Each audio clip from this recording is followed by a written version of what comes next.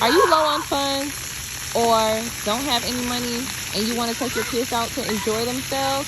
Or you might want to take other people's kids and you got a lot of kids and can't afford it. Just take them to a splash pad. Look up a splash pad that's in your area. I am in Elk River, Minnesota. They have a really big, nice splash pad. This is one of the ones that we frequent. I have my son with me and my three nephews, one sleeping.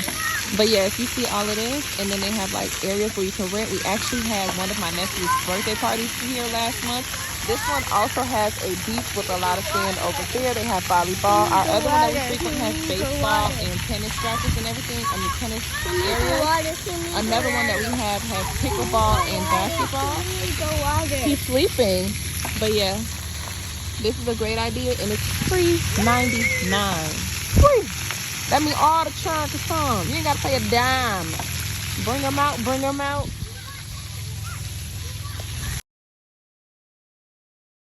And as you can see, this river, people are having jet skis and all of that, and canoeing, all of that. Lots and lots of fun for free. We like the free.